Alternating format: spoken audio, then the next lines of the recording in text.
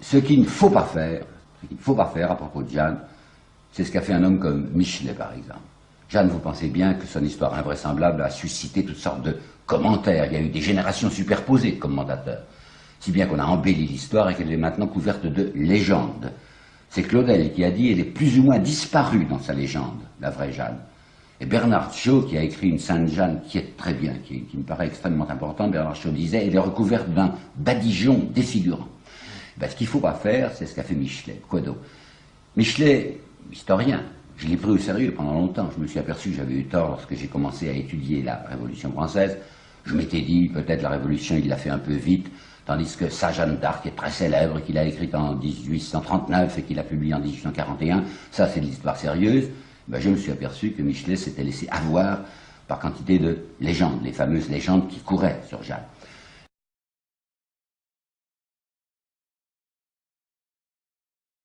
Michelet, qui était pourtant un archiviste, c'est son métier, il était archiviste, il ne s'est jamais reporté au texte. Ce qu'il faut faire, vous le savez bien, enfin, quand on est devant une histoire n'importe laquelle, il faut prendre les sources, les documents, puis examiner ces documents de près. Michelet ne l'a pas fait, il a travaillé sur les gens qui avaient travaillé avant lui. Travail de seconde main, qui est toujours désastreux pour un historien. Il a eu 4 bouquins à peu près sur sa table. Il y en a un qui était de Lebrun, l'autre qui était de Beria, un troisième qui était d'un nommé Buchon, et surtout un gros bouquin écrit en 1790 d'un nommé Laverdy. Et ce monsieur Laverdy, lui, il était allé au texte, il était allé vu les documents originaux. Alors le père Michelet, il reprend simplement ce qu'ont dit les uns et les autres, il arrange ça avec une préoccupation presque exclusive de faire de l'effet, enfin, c'est une histoire théâtrale, une histoire d'image d'Épinal, mais il va être coincé, du reste il va faire une de ces gaffes qu'il ne pardonne pas, c'est pas moi qui l'ai trouvé, c'est un monsieur Rudler. Rudler en 1925-26 a fait une double thèse sur la Jeanne d'Arc de Michelet. Il a regardé comment Michelet avait travaillé. Alors laissez-moi vous raconter, ça ne dure que 2 minutes, mais ça vaut la peine, une de ces gaffes extraordinaires de Michelet. Monsieur Laverdy, dont je viens vous parler, qui travaillait à la fin du XVIIIe siècle et qui travaillait sur les documents, avait mal lu un texte latin. Il s'agissait de Jeanne qui est en prison et on doit lui faire un nouveau vêtement. Alors il y a le tailleur qui s'amène auprès de Jeanne pour prendre ses mesures, et Laverdy, qui a mal lu le texte, je vais vous dire, dit le tailleur à un moment a été inconvenant à l'égard de Jeanne, il lui a caressé la main, il lui a mis la main sur la main.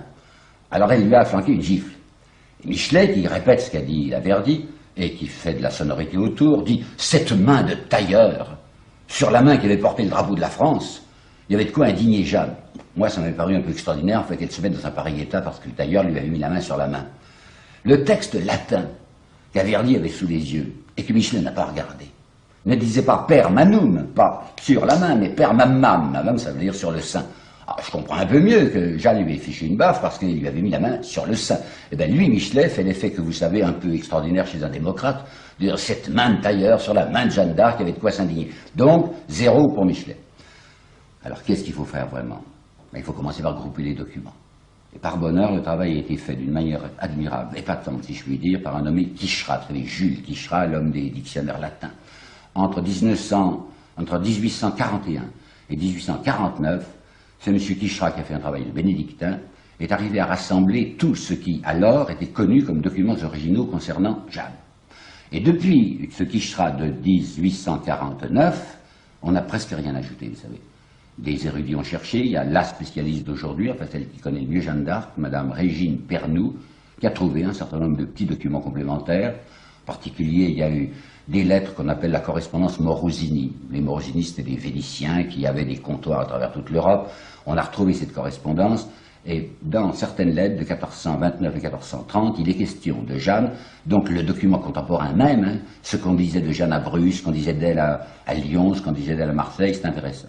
Régine Pernoud, d'autre part, a travaillé sur les comptes de la ville d'Orléans, et les comptes royaux. Alors on voit apparaître le nom de Jeanne, soit à Orléans, soit dans les comptes royaux.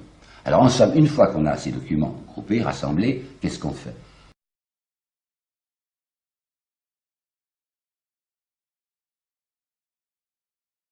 Ben, on les soupèse. On en fait la critique. Vous savez, la critique des textes, la critique des sources, ça consiste en ceci. Qu'est-ce que c'est que ce document? Quelle est sa date? Quelle valeur de crédibilité a-t-il? Y a-t-il des choses que l'on peut admettre comme vraisemblables ou d'autres qui semblent extrêmement suspectes? Il faut faire un triage, quoi, un tri des documents.